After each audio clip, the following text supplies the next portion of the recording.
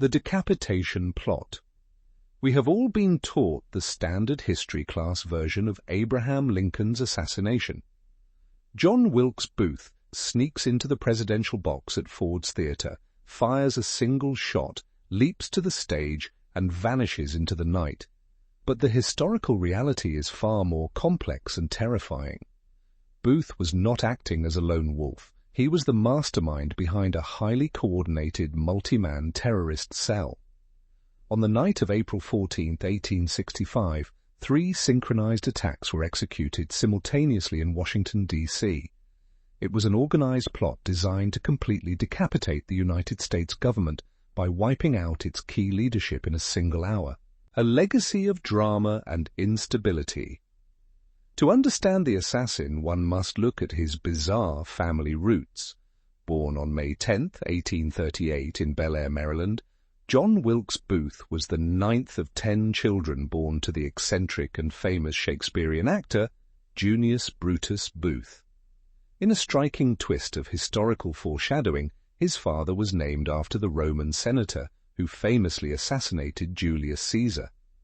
Junius Brutus Booth was a brilliant but deeply unstable man, prone to alcoholism and erratic outbursts, even once writing a letter threatening the life of President Andrew Jackson. John inherited both his father's theatrical talent and his volatile, dark disposition, the shadow of Edwin Booth. As John entered his 20s, he achieved massive success as a prominent, wealthy actor, pulling in the equivalent of nearly $1 million in today's currency. Yet despite his wealth and status as a handsome heartthrob, John was consumed by a bitter, lifelong sibling jealousy toward his older brother, Edwin Booth. Edwin was universally revered as the premier dramatic genius of the American stage, the Daniel Day-Lewis of his era. Edwin's respect in the theatrical community was so massive that he actively barred John from performing near his own venues, leaving John feeling perpetually overshadowed and desperate to leave an undeniable mark on history. Radicalization and Confederate ties. Though born in Maryland, a state that remained technically within the Union, John Wilkes Booth fiercely identified as a Confederate ideologue. During his acting tours through the South, he acted as a smuggler, transporting critical medical supplies like quinine across Union lines to Confederate troops. His radicalization ran deep. He even joined a Virginia militia company specifically to witness and assist in the capture and execution of radical abolitionist John Brown after the raid on Harper's Ferry. As the Civil War progressed, Booth's ideological fanaticism morphed into a venomous personal hatred for Abraham Lincoln. The Tyrant Narrative. Booth's hatred peaked following Lincoln's re-election on a platform of total abolition. He openly vituperated the president to family members, calling him a black Republican whose policies would lead to the destruction of white civilization and constitutional anarchy. At social gatherings, Booth frequently raised his glass to dark toasts, wishing for the president's swift demise. He genuinely viewed Lincoln not as a savior of the Union, but as an existential tyrant. By 1864, these drunken rants transformed into a tangible, dangerous conspiracy as Booth began actively recruiting a team to strike back against the federal government. The original kidnapping conspirators. The initial plot hatched by Booth in late 1864 was not an assassination, but a high-stakes kidnapping. With the Confederacy rapidly losing ground, Booth planned to abduct Lincoln, smuggle him across the Potomac River to Richmond, Virginia, and hold him hostage to force a massive exchange for Confederate prisoners of war. To execute this, Booth gathered a misfit crew at a Washington boarding house run by Mary Surratt, a widowed Confederate sympathizer. The team included Mary's son John Surratt, a Confederate courier, David Herold, an impressionable young pharmacist's assistant who knew the Maryland backroads, Lewis Powell, a massive, brutal ex-Confederate soldier, and George Atzerodt, a German immigrant carriage repairman utilized as a getaway driver. Operational failures and a shift murder. Throughout early 1865, the conspirators held dry runs and stockpiled weapons, rope, and chloroform in the Surratt attic.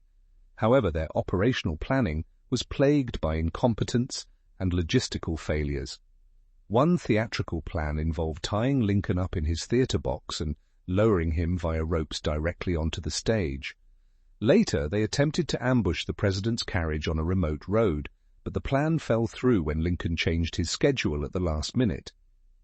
The final breaking blow came on April 9, 1865, when General Robert E. Lee surrendered at Appomattox.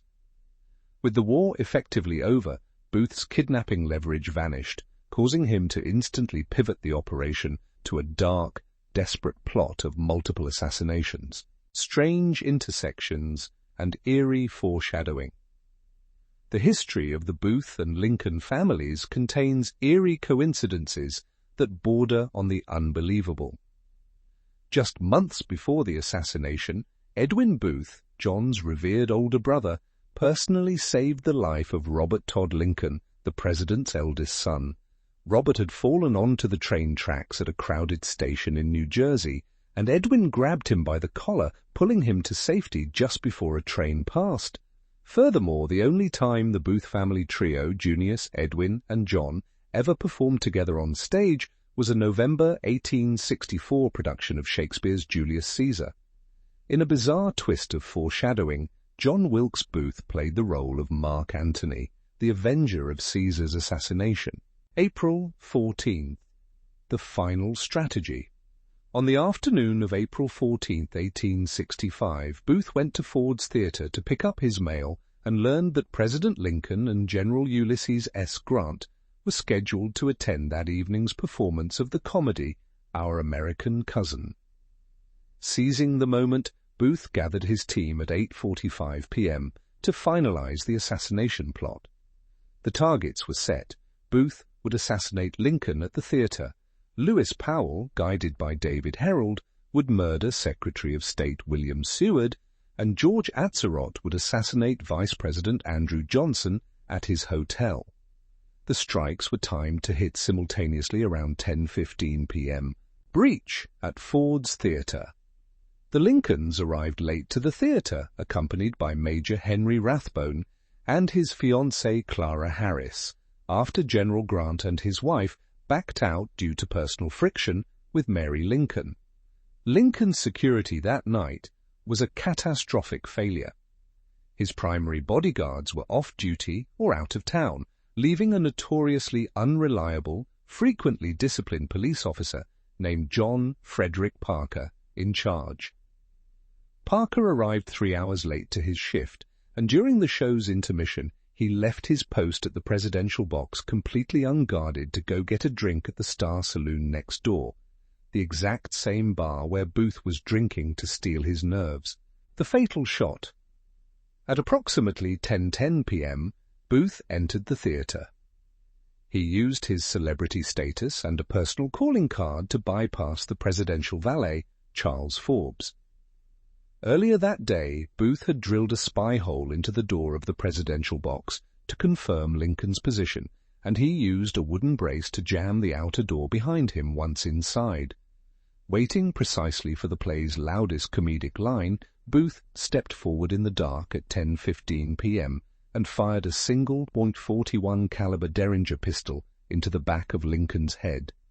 Major Rathbone instantly lunged at the assassin, but Booth drew a Bowie knife, slashing Rathbone deeply across the arm before executing a 12-foot leap from the box down to the stage below. Sic semper. Tyrannus Booth's spur caught on the Treasury flag draping the presidential box as he leaped, causing a clumsy landing that fractured his left fibula. Despite the grueling injury, the actor stood up on the stage, brandished his bloody knife before the stunned audience of 1,700 people, and shouted the state motto of Virginia, Sic semper tyrannis, thus always to tyrants, adding to some witnesses, the South is avenged. The crowd initially assumed the dramatic leap was an immersive part of the theatrical performance. It was only when Mary Lincoln's horrific screams echoed through the theatre that the crowd realized the president had been murdered, sparking total chaos as Booth limped out to the back alley, mounted his horse, and fled into the night. The brutal assault, on William Seward. Simultaneously, across town, the secondary attack was unfolding in horrifying brutality. Lewis Powell arrived at the home of Secretary of State William Seward, who was bedridden from a near-fatal carriage accident days prior. Powell gained entry by pretending to deliver medicine, but was stopped at the top of the stairs by Seward's son, Frederick. When his revolver misfired, Powell brutally beat Frederick over the head with the gun, fracturing his skull, and burst into the bedroom. Powell violently attacked the bedridden secretary, slashing his face and neck. Miraculously, a metal jaw splint worn by Seward from his carriage accident deflected the blade away from his jugular vein, saving his life. Powell stabbed 3 additional household members who attempted to intervene before fleeing into the dark. The cowardice of George Atzerodt. While Booth and Powell spilled blood, the third prong of the decapitation plot collapsed out of sheer cowardice. George Atzerodt had been tasked with assassinating Vice President Andrew Johnson at the Kirkwood House Hotel. Atzerodt checked into the room directly above Johnson's, but as the hour approached, his nerves shattered. Lacking the ideological fanaticism of Booth, Atzerodt retreated to the hotel bar, tucked his weapons away, and spent the night drinking heavily. In a bizarre move, he began drunkenly questioning the bartender about Johnson's personal habits. Getting entirely too drunk to execute the murder, Atzerodt abandoned his mission, wandered the streets of Washington, threw his knife into a gutter, and checked into a completely different hotel to sleep off the alcohol. Escape and the myth of glory. Following his escape, Booth met up with David Herold, who had panicked and abandoned Lewis Powell during the Seward attack, and crossed the Navy Yard Bridge into Maryland. They retrieved weapons from Surratt's Tavern and stopped at the farm of Dr. Samuel Mudd, who set Booth's broken leg and provided him with crutches. For days, Confederate sympathizers hid the fugitives in the swamps of Maryland. While hiding, Booth read local newspapers brought to him by handlers and was profoundly shocked. Instead of being hailed as a heroic savior of the Republic who had emulated Marcus Junius Brutus, the press and public, both North and South, unanimously condemned him as a cowardly, common cutthroat. The burning of Garrett's barn. By April 24th, Booth and Herold had crossed the Potomac River into Virginia, taking refuge under false names in a tobacco barn owned by Richard Garrett. On April 26th, Federal cavalry tracked them down and surrounded the barn at 2 a.m. David Herold surrendered immediately, but Booth refused, demanding a theatrical shootout. The soldiers set fire to the barn to flush him out. Through a gap in the burning walls, Sergeant Boston Corbett fired a shot that struck Booth in the neck, severing his spine. Dragged to the grass, a paralyzed Booth looked at his hands and muttered his final words, "Useless, useless," dying at dawn at the age of 26. The Arsenal trials and executions. In the wake of the assassination, Secretary of War Edwin Stanton launched a massive military investigation, arresting dozens of suspects. Ultimately, a military tribunal sentenced 4 co-conspirators to death: Lewis Powell, David Herold, George Atzerodt, and Mary Surratt. On July 7, 1865, the 4 were led out to the gallows in the courtyard of the Washington Arsenal prison before a crowd of 1,000 spectators. Mary Surratt made history as the first woman executed by the United States federal government, whispering to guards, "Please don't let me fall," before the trapdoors opened. Aftermath. Pardons and strange legacies. The remaining conspirators faced varied fates. Dr. Samuel Mudd was sentenced to life in prison at Fort Jefferson in the dry Tortugas off Florida, but was later pardoned by President Andrew Johnson after courageously stepping forward to manage a deadly yellow fever outbreak that killed the prison's primary doctor. John Surratt fled the country, hiding in Canada and Europe, and even served briefly in the Papal Zouaves defending the Vatican before being captured in Egypt in 1866. His subsequent U.S. trial ended in a hung jury, and he was released. Decades later, the tragedy of the event mutated into bizarre folklore, including a traveling carnival sideshow featuring a mummified drifter whom conspiracy theorists widely but incorrectly claimed was the real, escaped John Wilkes Booth.